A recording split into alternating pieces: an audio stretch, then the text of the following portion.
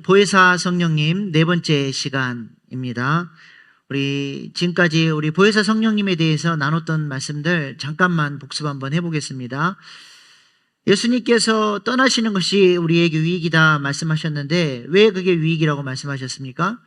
첫 번째는 파라클레토스, 보혜사 성령님이 예수님께서 승천하시면서 오시기 때문에 그렇습니다. 파라클레토스라는 말은 우리 곁에서 우리를 항상 인도하시고 보호하시고 하나님의 뜻 가운데로 우리를 데리고 가시는 좋으신 성령님, 보혜사라는 뜻이죠. 그래서 이 성령님이 어디에 계신다는 거예요? 멀리 하늘 높이 계신 게 아니라 우리 마음 가운데 와 계신다는 것이죠. 그래서 우리가 우리 마음에 와 계신 하나님을 집중하고 높여드리고 그분의 음성에 귀 기울이고 살아가는 것이 참 중요합니다. 두 번째로 예수님께서 떠나시는 것이 유익인 이유는 보혜사 성령님께서 죄에 대하여, 의에 대하여, 세상 심판에 대하여 책망하시기 때문에 그렇습니다. 여기서 이 책망이라고 하는 것은 엘렌키세이라는 단어를 쓰는데 꾸짖고 혼내는 것을 의미하는 게 아니라 끝까지 우리를 빛 가운데로 진리를 들춰내시고 가르쳐 주시고 인도하시는 그 성령의 은혜를 말하는 것입니다. 그래서 우리가 첫 번째로 죄에 대하여 성령님께서 어떤 역할을 해주신다고 말씀하셨어요?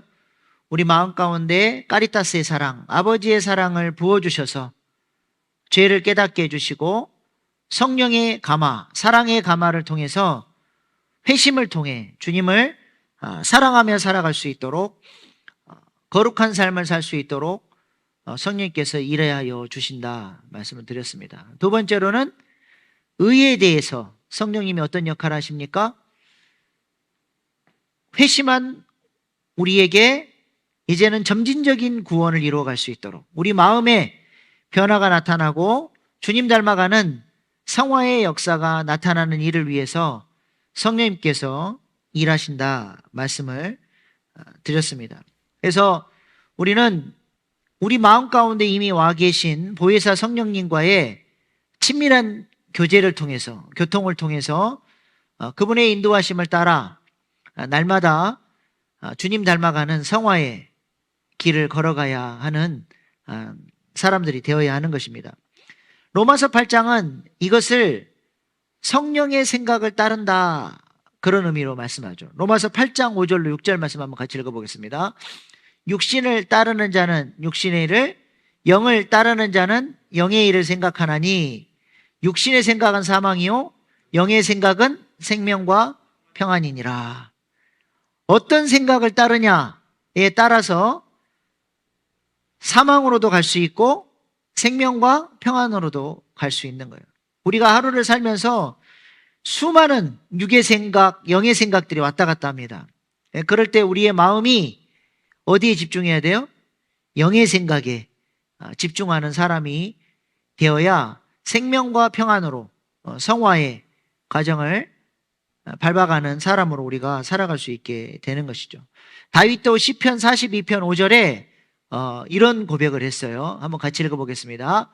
내 영혼아, 내가 어찌하여 낙심하며 어찌하여 내 속에서 불안해하는가? 너는 하나님께 소망을 두라. 그가 나타나 도우심으로 말미암아 내가 여전히 찬송하리로다. 자, 다윗 안에 두 가지 생각이 있어요. 육의 생각은 다윗으로 하여금 어떻게 만듭니까? 낙심하게 하고 불안하게 하죠.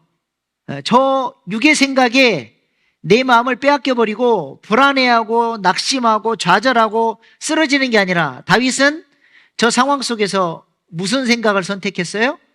영의 생각을 선택했죠. 하나님께 소망을 두고 주의 음성을 들으려고 하고 주님의 생각을 쫓음으로 말미암아 두렵고 낙심되고 어려운 상황 속에서도 하나님의 도우심을 바라보면서 하나님을 찬양하고 붙드는 그런 인생이 됐다는 것입니다.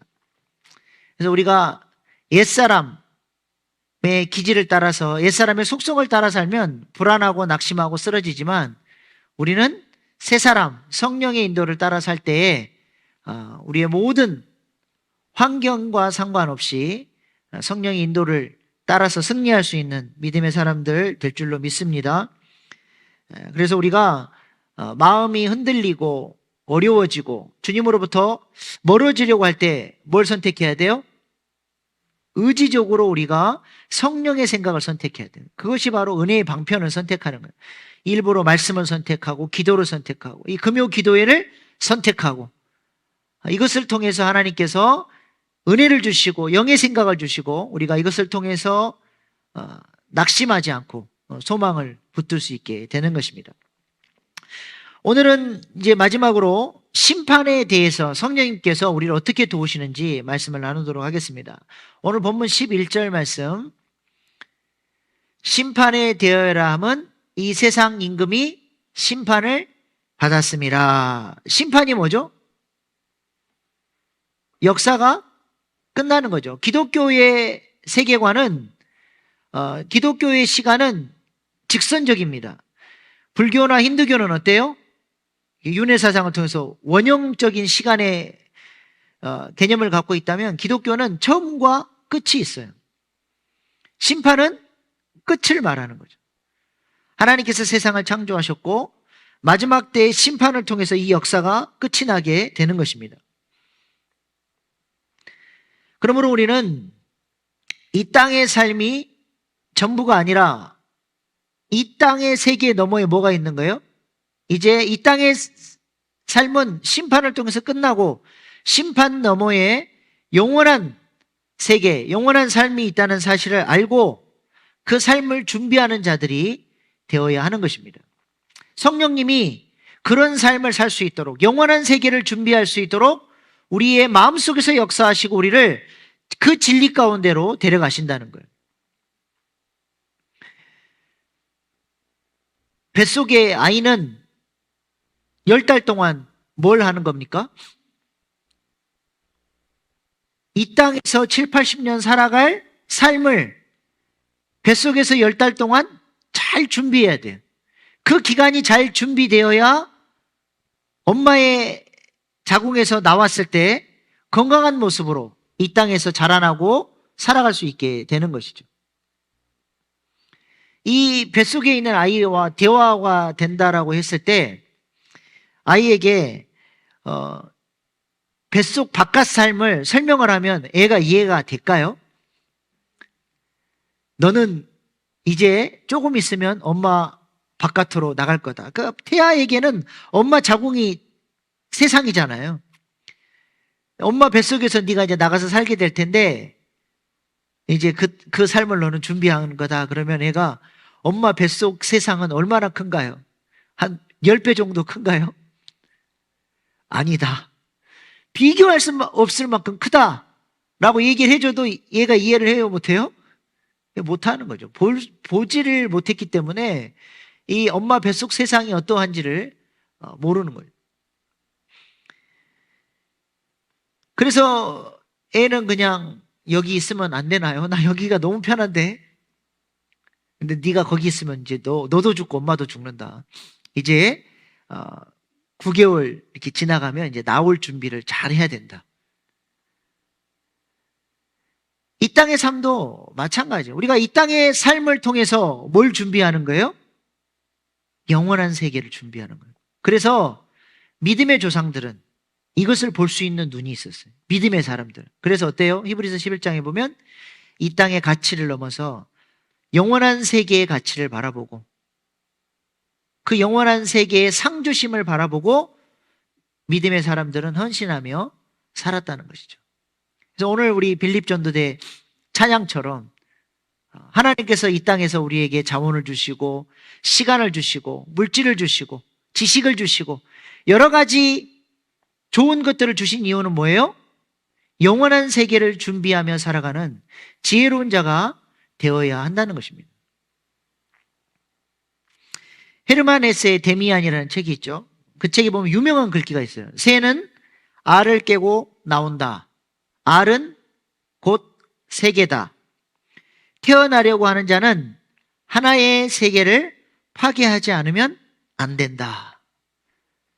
알이라고 하는 세계를 깨트리고 나와야 하늘을 웅비하는 새가 되는 것처럼 우리도 이 땅의 삶이 하나의 알과 같은 세계라는 것. 이것이 깨트려졌을 때 이제 영원한 삶으로 우리는 나아가게 되는 것입니다. 그래서 이 땅의 삶이 영원하지 않다는 것을 우리가 알고 영원한 세계를 준비하며 살아야 한다는 것입니다. 성령님은 이것에 대해서 우리에게 가르쳐 주시고 이 땅에서부터 그 영원한 세계를 사모하며 살아갈 수 있도록 돕는 분이 누구예요? 성령님이에요. 그래서 에베소서 1장 13절로 14절은 이렇게 얘기합니다. 같이 읽어보겠습니다.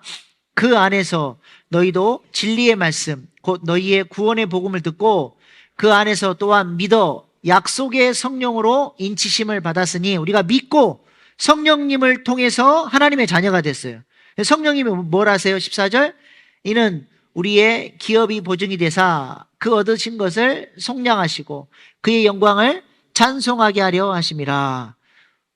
우리의 기업의 보증이 되사, 저 보증이란 말이 아라본이라고 단어죠. 아직 실체가 드러나지 않았지만 우리가 미리 앞당겨서 맛을 보는 걸 말해요. 저 단어는 그 양복점에서 많이 사용이 됐어요. 이렇게 양복점에 가서 옷을 맞추면 먼저 뭘 골라요? 옷감을 골라야 돼요. 옷감에 따라서 이제 양복 가격이 달라져요. 그리고 그 다음에 디자인을 고르죠. 그리고 나면 주인이 이 옷감에 이 디자인으로 옷을 맞춰주겠습니다. 언제까지 오세요? 하고는 돈을 계산하면 영수증에다가 그 옷감을 딱 찍어줘요. 나중에 내가 고른 옷감과 실제 옷이 같은 옷감인지 아닌지를 비교할 수 있도록. 아직 실제 양복이 나오지 않았지만 내 양복이 어떤 옷감으로 될 것인지 영수증에 찍어주는 그것, 그게 바로 아라본이에요. 우리가 아직 천국에 가보지 않았지만 성령님을 만나면 천국의 기쁨이 얼마나 아름다운 것인지, 얼마나 영광스러운 것인지를 성령을 통해서 우리가 이 땅에서 미리 보증으로 맛을 보고 그 영원한 세계를 사모하며 살아갈 수 있도록 성령님이 우리를 도와주신다는 겁니다. 그래서 성령 충만한 사람은 어떤 삶을 살아요?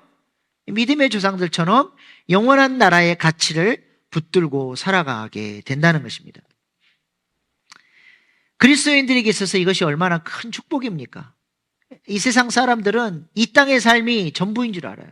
그래서 죽을 때 보면 그렇게 죽기가 싫어가지고 이를 갈고 욕을 하고 죽을 때 그냥 이 세상을 못 내려놔서 악을 쓰고 그 죽는 모습이 얼마나 비참하게 죽는지 모릅니다. 그러나 그리스도인들은 어때요? 정말 평안하게 이 땅에 대한 미련이 하나도 없어요. 영적 세계가 다 열리니까 그렇게 행복하게 평안하게 주님 품에 안기고 천사들이 이렇게 환영하는 그 모습 속에서 죽음을 맞이하니까 얼굴에 미소가 가득하고 평안하고.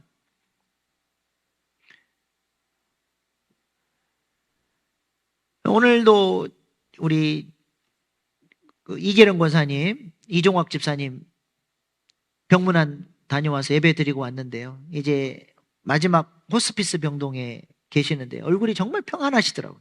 그래서 같이 예배하고 천국 소망 가운데 주님께서 안아주실 때니까 그때를 바라보고 잘 견디시라고 격려해드리고 왔는데요. 그리스도인들은 이 천국 소망이 있다는 것, 우리가 얻게 될 기업의 땅이 있다라고 하는 것이 얼마나 큰 소망이고 위로가 되는지 모릅니다. 제가 예전에 섬겼던 교회 한 권사님도 이제 호스피스 병동에 있다가 본인이 돌아가시기 한 3일 전쯤에 저를 불렀어요. 이제 목사님, 제가 이제 얼마 남지 않은 것 같은데 오셔서 마지막 예배 드려주세요.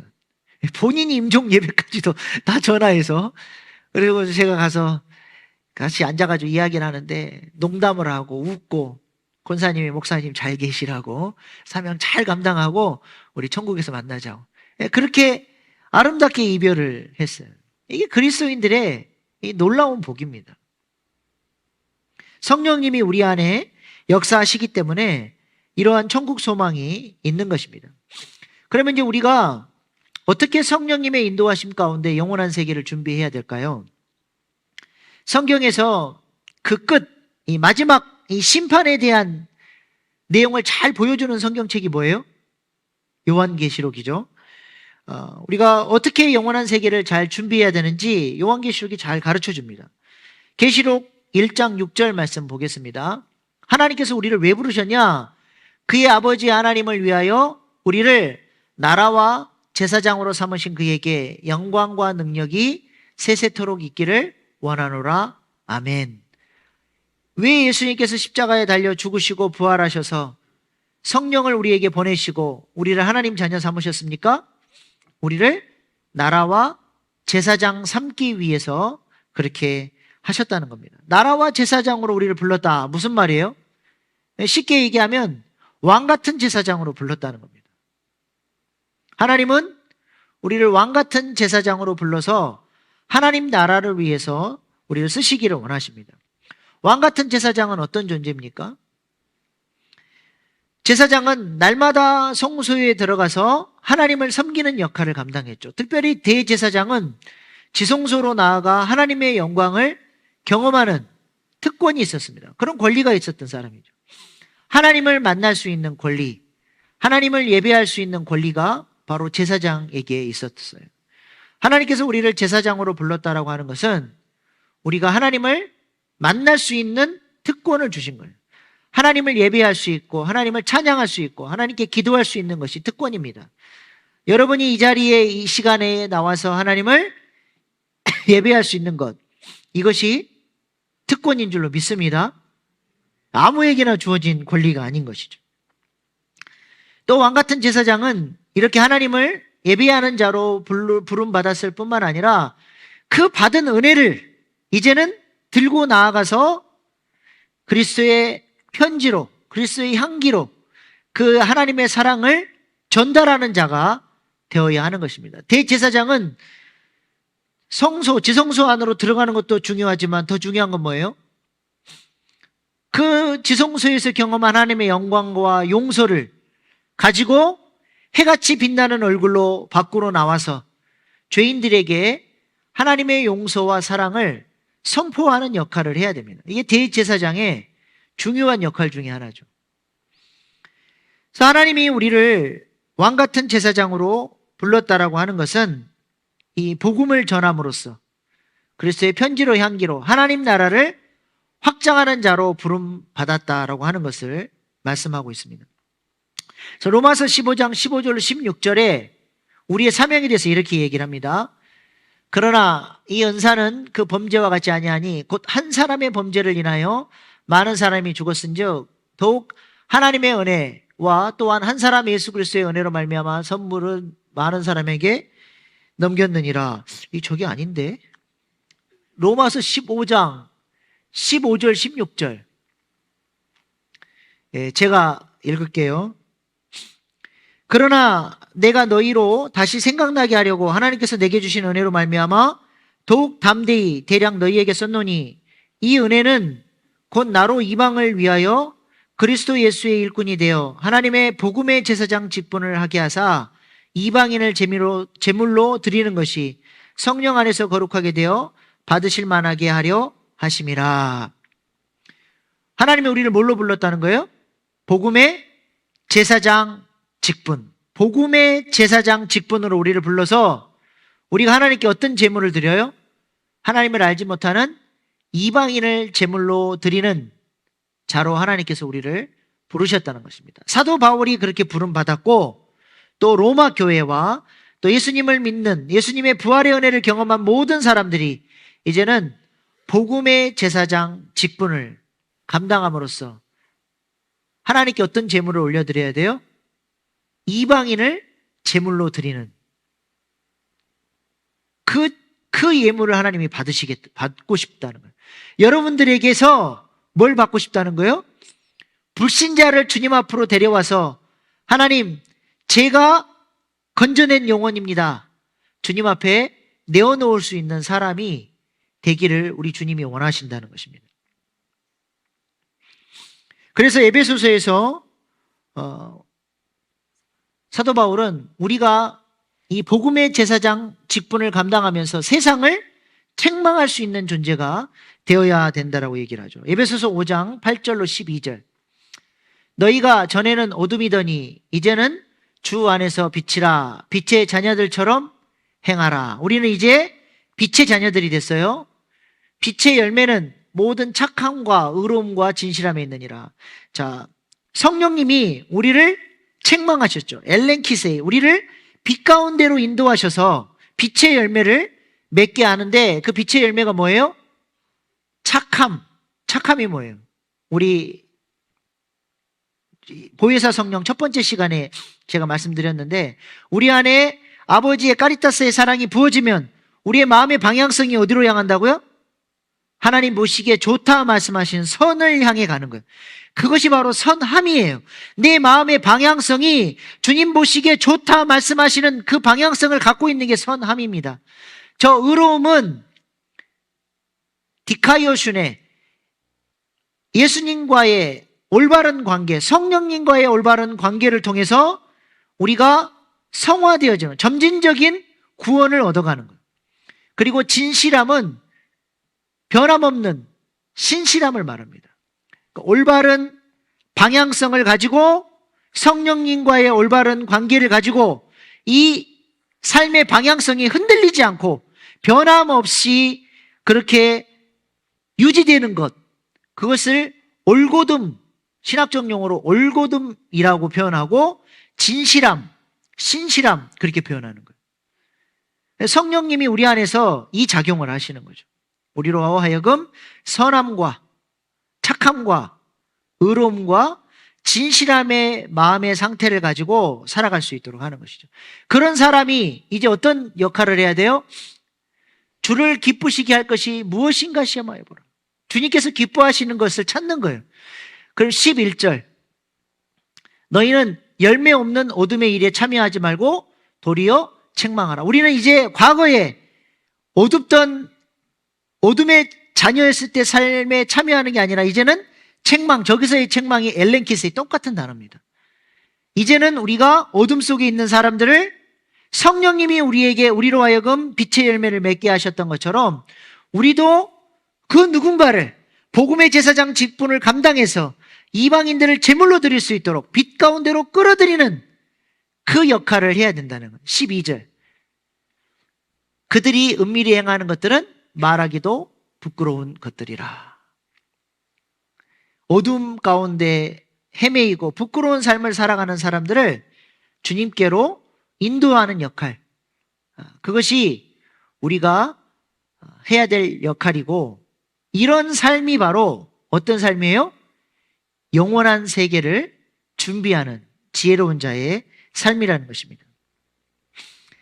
그래서 빌립보서 4장 1절 말씀에 우리가 영원한 세계에 받게 될 상급이 뭐라고 나와요? 그러므로 나의 사랑하고 사모하는 형제들, 나의 기쁨이요 면류관인 사랑하는 자들아, 이와 같이 주 안에 서라. 사도 바울이 빌립보 교인들을 향해서 뭐라 그래요? 사도 바울이 그들을 빛 가운데로 인도하고 빛의 열매를 맺을 수 있도록 잘 섬겼던 그들이 바로 사도 바울의 기쁨이고 면류관이 되고 영원한 나라의 상급이 된다는 것입니다. 여러분은 여러분의 상급이 그 나라 가봐야 알 수 있는 게 아니고, 지금 내가 이 땅에서 영원한 세계를 준비하며 복음의 제사장 직분을 잘 감당하면서 내가 섬겼던 그 영혼이 바로 여러분의 면류관이고 자랑이요 기쁨이 될 줄로 믿습니다. 여러분이 어떻게 영원한 세계를 준비하고 계시는지를 보시면 돼요. 그러므로 우리는 심판의 때를 위해서 성령님과 동행하는 우리의 현재적 삶, here and now, 지금 만나게 하신 사람들, 지금 나로 하여금 섬기게 했던 이 교회, 목장, 내 삶의 자리, 그 자리에서 주님 부르신 직분을 잘 감당하며 살아야 하는 것입니다. 현재의 삶이 중요해요. 요한계시록은 이렇게 시작합니다. 계시다. 계시다 그렇게 시작해요. 요한계시록 1장 1절에 보면 우리말 성경에는 그렇게 안 돼 있는데 원문에는 그렇게 되어 있어요. 도미티안 황제의 압제 아래서 수많은 사람들이 순교를 당하고 고통을 당하고 있을 때 드디어 사도 요한에게 하나님의 음성이 들려온 거예요. 얼마나 반가웠겠습니까? 계시다. 그래서 사도 요한은 예수님으로부터 앞으로 하나님의 뜻이 어떻게 이루어져 가는지, 앞으로 되어질 역사의 흐름에 대해서 요한계시록을 통해서 주님께서 가르쳐 주셨죠. 요한계시록은 사도 요한이 주님의 음성을 듣고 기계적으로 주님 말씀하십시오, 제가 받아 적겠습니다 해서 적은 게 아니고, 계시를 듣고 이 사도 요한의 신학적 구성을 가지고 하나님께서 내게 주신 계시를 어떻게 하면 이 초대교회의 소아시아 7교회에 잘 전할 수 있을까, 신학적인 고민을 가지고 쓴 책이 요한계시록이에요. 그래서 신학적인 책입니다. 그래서 사도 요한이 이 계시를 받고 내게 말씀하신 하나님을 교회의 교인들에게 소개하고 싶은데 이 하나님을 어떻게 소개할까 하다가 바로 저렇게 소개를 했어요. 요한계시록 1장 4절 시작. 요한은 아시아에 있는 7교회에 편지하노니 이제도 계시고 전에도 계셨고 장차 오실 이와 그의 보좌 앞에 있는 7영과, 저 7영은 성령을 의미하고 하나님에 대해서는 전에도 계셨고 이제도 계셨고 전에도 계셨고 장차 오실 이라고 소개를 합니다. 요한계시록에 보면 5번 이 표현이 나오는데 전부 다 이제도 계시고 전에도 계시고 장차 오실 이, 이렇게 표현을 해요. 요한계시록 4장만 전에도 계셨교로 시작되는데 이건 번역을 잘못한 거예요. 원문에는 전부 다 지금 계시는, 그러니까 현재, 과거, 미래로 이야기를 합니다. 우리는 보통 시제를 얘기할 때 어떻게 얘기해요? 과거, 현재, 미래로 얘기하잖아요.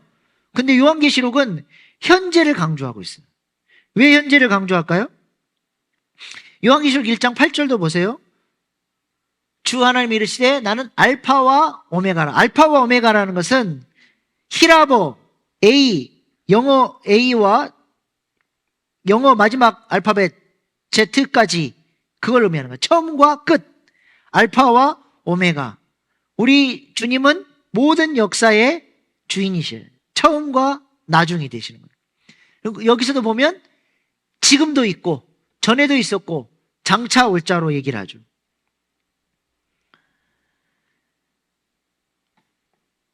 하나님은 현재적 하나님이시라고 하는 것을 지금 강조하고 있는 거예요.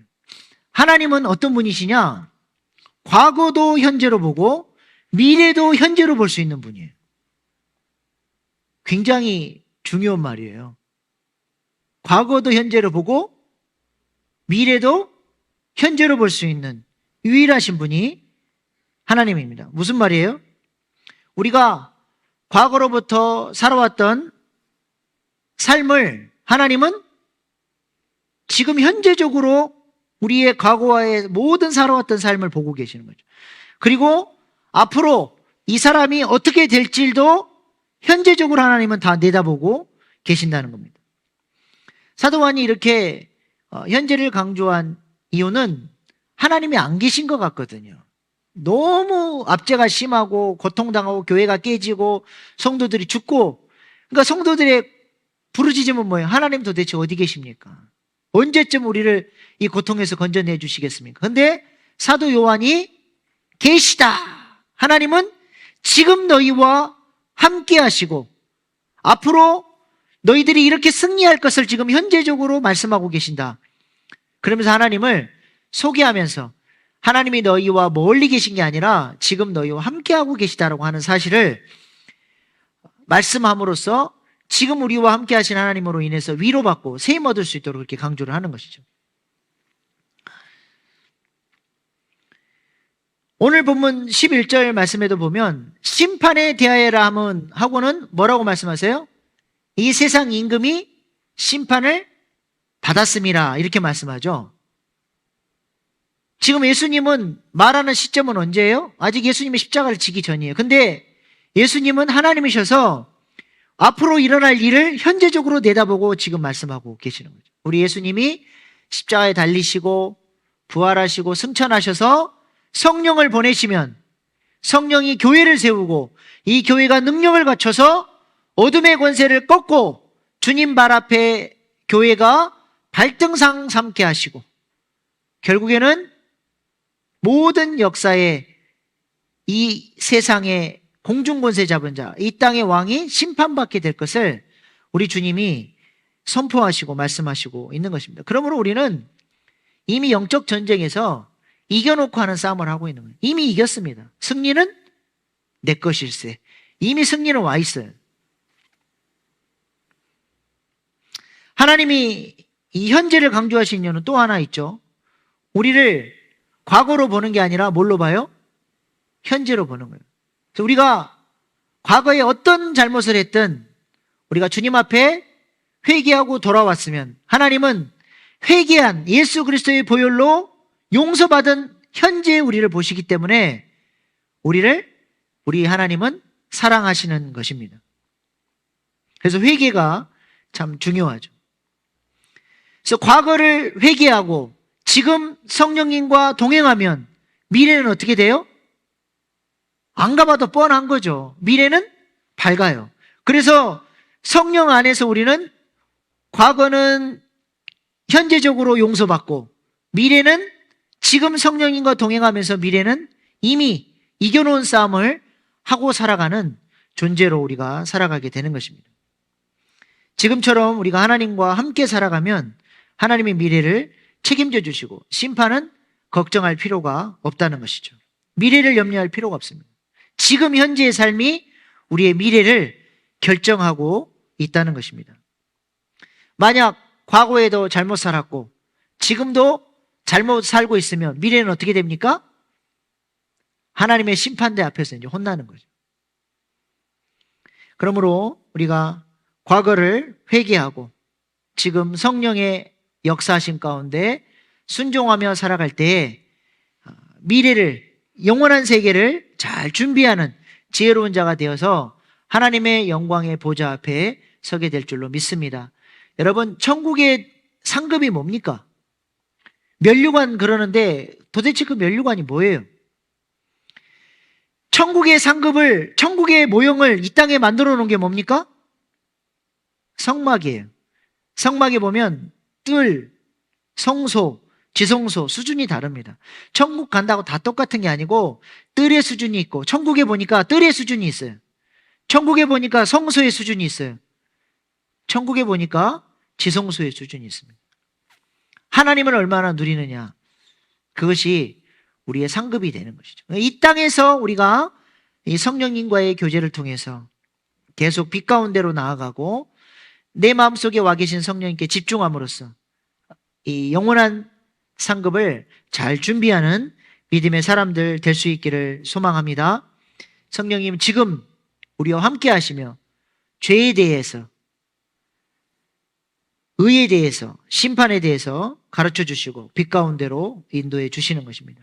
오늘도 우리가 이 성령님께 집중하고 예배하고 또 주님을 높여드리는 이 밤 될 수 있기를 소망합니다. 기도하겠습니다.